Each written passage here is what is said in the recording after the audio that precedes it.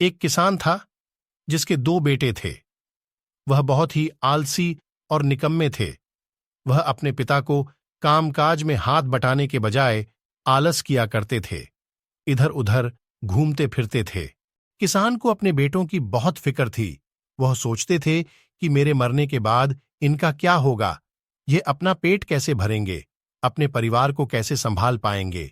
एक दिन किसान की हालत बहुत ही गंभीर थी। कहने का मतलब, किसान मरने की हालत में था। तभी किसान ने अपने दोनों बेटों को बुलाकर उनसे कहा कि हमारे खेत में एक खजाना गढ़ा हुआ है, लेकिन वह किस जगह है उसकी जानकारी मुझे भी नहीं है, लेकिन खोदने बाद तुम्हें वो खजाना मिल जाएगा। इतना कहकर किसान भगवान को प्यारे हो गए। खजाने की खबर सुनकर दोनों बेटों के मन में लालच आ गया और वो दोनों खेत पर चले गए और खेत को खोदने लगे।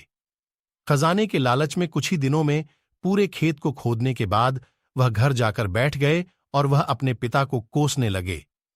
इसी तरह कुछ महीने बीत गए और वर्षा ऋतु का आगमन हुआ।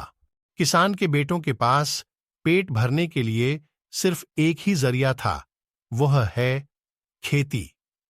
तब बाकी किसानों की तरह किसान के बेटों ने खेत में बीज बोने शुरू कर दिए। वर्षा का पानी पाकर वह बीज अंकुशित हुए और देखते ही देखते खेत लहराने लगे। ऐसा लग रहा था कि हवा के झोंके से लहरा रहा था। यह देखकर किसान के बेटे बहुत खुश हो गए।